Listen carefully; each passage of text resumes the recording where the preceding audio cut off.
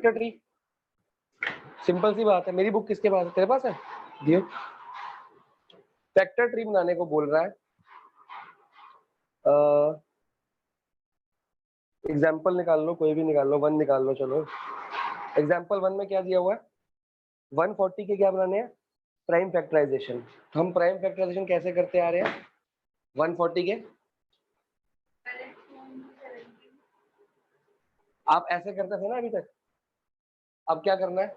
ऐसे ना, पहले ऐसे सिखा देता हूँ, बचपन में किया हुआ ये। प्राइम फैक्टर कैसे बनाओगे? 2 से क्या आ गया? फिर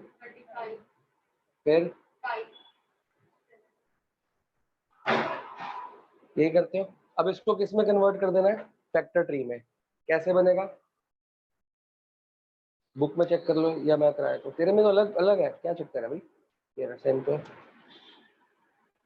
140 दिख रहा है। 140 के 2 फैक्टर क्या बने? एक तो बना 2, दूसरा क्या बना? देखा? फिर 70 के क्या करोगे? 2 से करोगे डिवाइड तो क्या आएगा? 30 को किससे किया?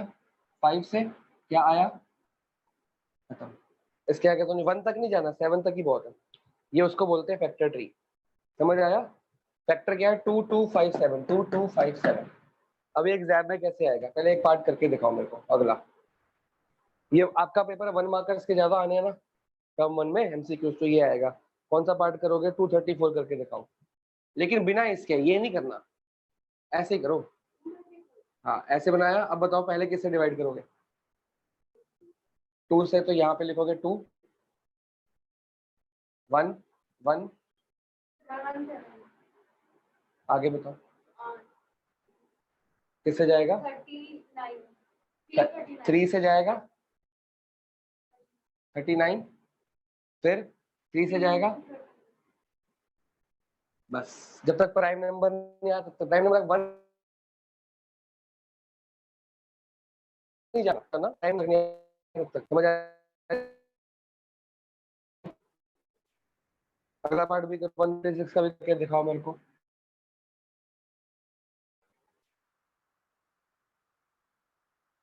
ठीक है, फिर तो यहाँ कैसे आया? तो मना कर रखा ना।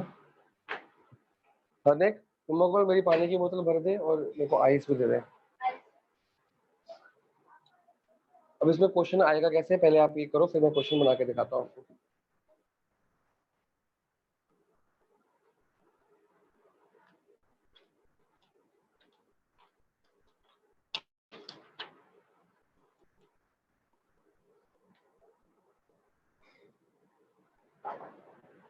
कर लिया?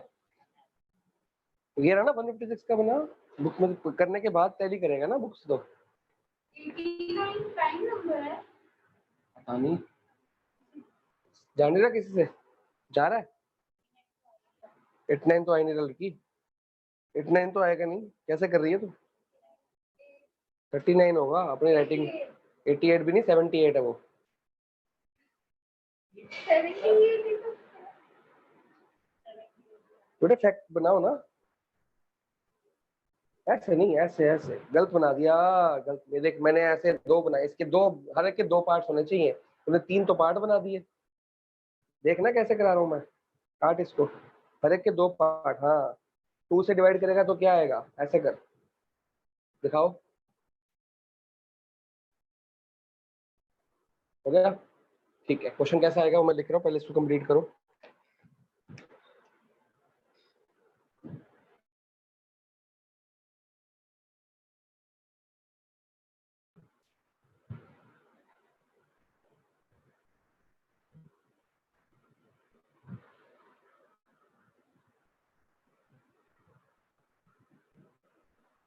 ये कंप्लीट करना है आपने।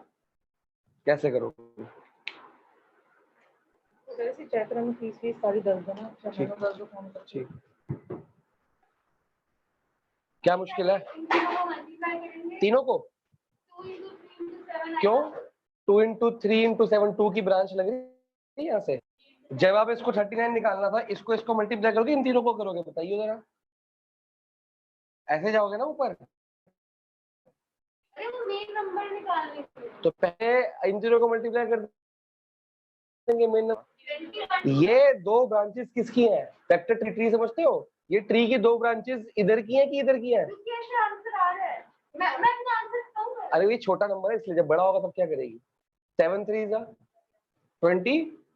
इसका आंसर कौन निकालेगा? इसका भी तो बेटा ये आपको बना हुआ आएगा, आपको उसमें ऑप्शंस होंगे। 21 को 2 से करेंगे तो 42।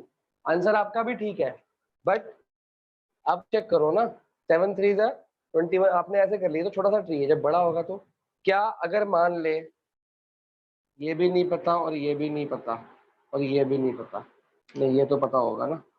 ये कितना नंबर था? 1 1। अब बता क्या इन तीनों को मल्टीप्लाई करके ये आ जाएगा? चेक कर लो, आ जाएगा? इन तीनों को मल्टीप्लाई करके ये आ रहा है? नहीं आ रहा। आपने क्या करना है, जिसकी जोन सी ब्रांच है पहले वो निकालना है, फिर ये तो आपको पता लग ही गया, फिर ये आपको पता लग जाएगा अपने। और अगर ये पता होगा, मान लो ये भी नहीं पता ये पता है तो आप निकाल लोगे अपने। समझ गए? फिर इन द ब्लैंक्स कर सकते हो। ये आपको शिवदास के अंदर भी क्वेश्चंस मिलेंगे, ये कई बार आ चुके हैं, कई बार, और इस बार बहुत चांसेस है इसके, बहुत ज्यादा। ठीक है ना?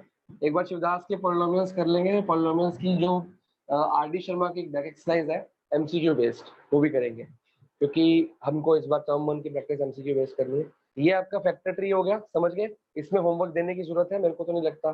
ठीक है, आगे आ जाओ। एक्सरसाइज 1.3 में और क्या दिया हुआ है? क्वेश्चन नंबर पढ़ेंगे 1। एक्सरसाइज 1.3 को ना very very very very very very important मान लो। इसमें सारे 1 मार्कर्स हैं, और ये बोर्ड में पता कब आते हैं? हर साल। ऐसा कोई साल नहीं है, टुच्चे से क्वेश्चन हर साल आते हैं, और कई बार 1 मार्क्स में आ जाएगा, कई बार 3 मार्क्स में आ जाएगा, पता नहीं 3 मार्क्स में क्या करने को देते हैं, पर ये टुच्चा सा क्वेश्चन आप खुद बोलोगे सर इसमें है ही क्या। ठीक है, पहला क्वेश्चन क्या है? Express each of the following integer the product of, ये घर पे कर लोगे, फैक्टर ट्री बनाना ना।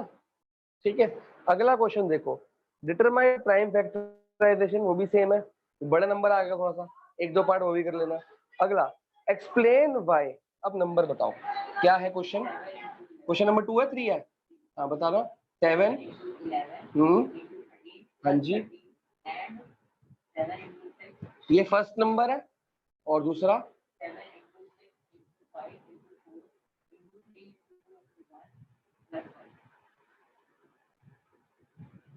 बेसिकली ये दोनों अलग अलग क्वेश्चंस हैं। पहले मैं ये सिखाऊंगा, ये फिर आप बताओगे। ठीक है, क्या बताना है कि ये क्या है? कि ये पूरा नंबर, ये ए पार्ट है और ये बी पार्ट, ये क्या बताना है? कंपोजिट नंबर है। पहले तो ये होता है कंपोजिट नंबर होते क्या है? जो प्राइम नहीं होते। प्राइम नंबर मतलब जो खाली अपने टेबल में आते हैं, जो किसी के भी टेबल में आ सकता है, इसके फैक्टर्स होते हैं, दैट इज प्राइम के अलावा सारे क्या हो गए? कंपोजिट। तो कंपोजिट होने के लिए क्या होना, कैसे कैसे प्रूफ करोगे कि चीज कंपोजिट है? कि वो किसी के टेबल में आ रहा है। प्राइम किसी के टेबल में नहीं आता ना, कंपोजिट मतलब किसी के टेबल में आता है। फॉर एग्जाम्पल मैं आपको नंबर देता हूँ 7 into 2, ये कंपोजिट है कि नहीं? क्योंकि ये 7 के टेबल में भी आ रहा है और 2 के टेबल में भी आ रहा है, 14 आ गया ना सर। मतलब अगर 7 से कोई भी लिख दूं, मतलब 7 का मल्टीपल, मतलब 7 के टेबल में जो आता है, m की जगह 1 2 3 4 कुछ भी आ सकता है, तो 7 के टेबल में कुछ आ रहा है नंबर, तो मतलब वो कंपोजिट हुआ कि प्राइम हुआ? अगर मैं ये m हटा दूं तो ये क्या हो गया? प्राइम। अभी तो 7 प्राइम है, लेकिन मैं m लगा दूंगा तो मतलब क्या हुआ? कि ये एक कंपोजिट नंबर बन गया, क्योंकि 7 की m की वैल्यू क्या है? सारी, जो मर्जी वैल्यू डाल दो, और m की जितनी वैल्यूज डालते रहोगे 7 के मल्टीपल्स आते रहेंगे। m को 1 डालो, 2 डालो, 3 डालो, 4 डालो, 7। ठीक है, 2 से स्टार्ट कर दो तो आते रहेंगे ना वैल्यू। मतलब हमको ये प्रूफ करना है कि ये कंपोजिट तो किसी के टेबल में आता है। पहले एक बार नीचे वाला ना मिटा देता हूँ मैं, कंफ्यूजन हो जाएगी। पहले ये देखो, ये पूरा नंबर, ये एक टर्म है कि 2 टर्म्स है? 2 है। ये सारा मल्टीप्लाई, ये फर्स्ट नंबर है और ये आपका सेकंड नंबर। इतनी बात समझ आ गई? दोनों नंबर में कुछ कॉमन आ रहा है? 13 को क्या ले लूं मैं कॉमन? बचा क्या? 7 into 11 प्लस 1, यही बचा कि नहीं बचा? अब ये सॉल्व करके आएगा 78, आएगा ना? 78 आएगा ना, लेकिन हम सॉल्व करें क्यों? चाहे कुछ भी हो, होगा तो कोई नंबर ही होगा, तो कोई नंबर। 13 क्या है? प्राइम नंबर इनटू इस पूरे को क्या ऐड कर लिया मैंने? m। मतलब 13 इंटू कुछ होगा, और वो 13 के टेबल में आता होगा कि नहीं आता होगा? अगर ये मतलब ये 13 इंटू ये पूरा 13 के टेबल में आता है, तो ये पूरा नंबर किसके टेबल में आता है? 13 के टेबल में आता है। तो ये पूरा नंबर अगर 13 के टेबल में आता है तो कंपोजिट हुआ कि प्राइम? इतना ही काम था, 1 मार्क में आता है। आपको कुछ भी नहीं करना होता, जोन सा प्राइम नंबर कॉमन आ रहा है वो प्राइम नंबर क्या ले लो? कॉमन। बाकी सबको क्या कर दो? m बना दो। तो सिंस, और लिखना है since it is a multi, m मतलब multiple of 13, this implies it is a composite number. ये मैंने किया है, बी पार्ट आप करो। हाँ बेटा बोल। कोई नहीं बोल। इसमें ये वाला हमको भी प्रूफ करना है, ये सही है तो ये नहीं, 1 मिनट आ रहा हूँ।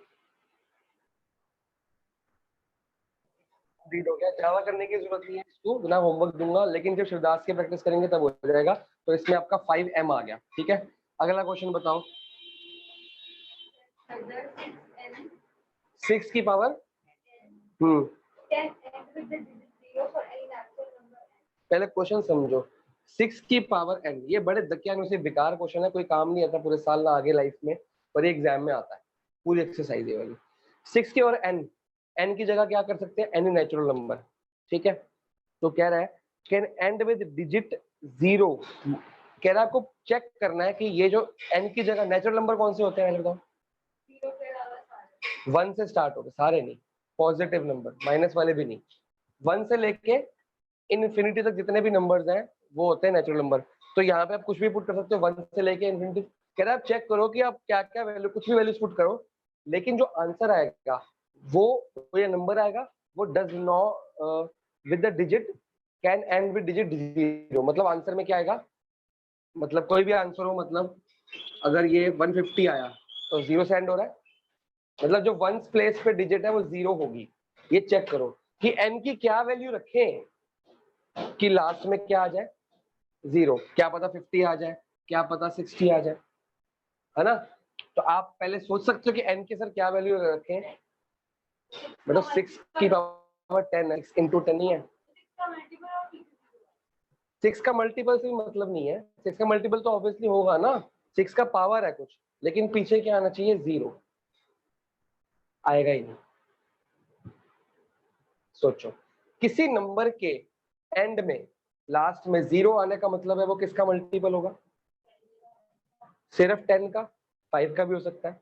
5 के मल्टीपल्स में लास्ट में क्या क्या आता है? 5 और 0, 5 के टेबल में, क्योंकि हाँ, मतलब अगर मेरे को लास्ट में लास्ट डिजिट, मतलब डिजिट क्या चाहिए? 0, तो मतलब वो किसका मल्टीपल होना चाहिए? It should be multiple of 10। और अगर 10 का मल्टीपल उसके फैक्टर क्या होने चाहिए? एक 5 और एक 2। 5 और 2 फैक्टर्स में होना चाहिए कि नहीं? 10 कब आएगा? किसी के नंबर में लास्ट में 0 कब आएगा? उसके फैक्टर्स में 5 और 2 होना चाहिए। कोई भी 10 का मल्टीपल को आप फैक्टराइज करके देख लो, 5 और 2 आता है उसमें। कोई भी नंबर दुनिया का उठा लो जिसके लास्ट में 0 आता है ना, उसके मल्टीपल्स में 5 और 2 आता ही है, क्योंकि उसके 10 है ना उसमें, तो 10 है तो 5 और 2 भी होगा, है ना। क्या इसके फैक्टर बनाऊं? क्या बना? 3 इंटू 2 की पावर n। क्या इसमें 5 और 2 दोनों है? क्या खाली 2 होने से 10 आ जाएगा? दोनों नंबर चाहिए, कौन से? 5 भी और 2 भी। तो लिखेंगे सिंस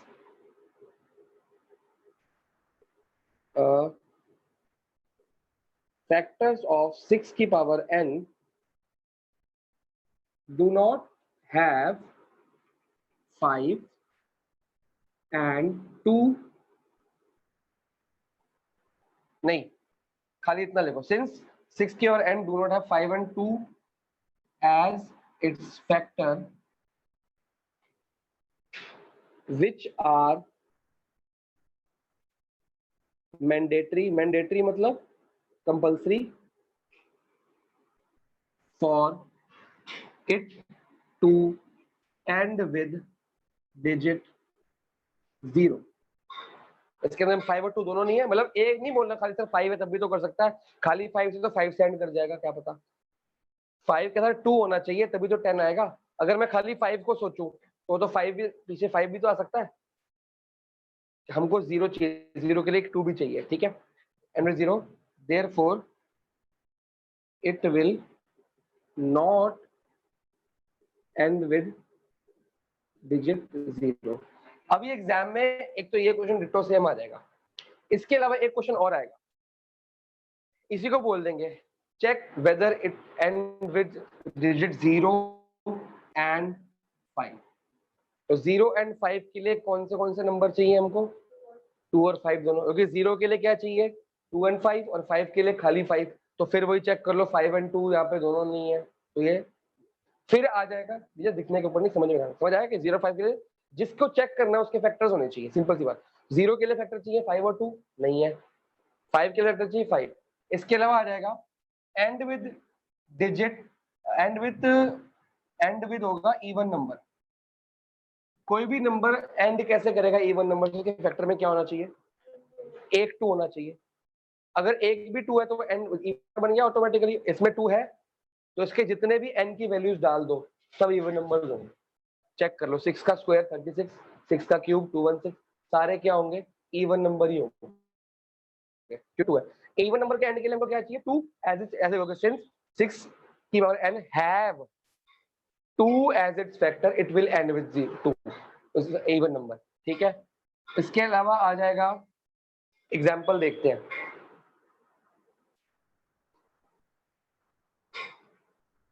एग्जांपल नंबर 4 चेक करो एनसीईआरटी का, क्या एग्जांपल है 4 की power n ends with digit 0, क्या 4 की power n ends with digit 0 होगा, चेक करो बताओ, नहीं होगा ना।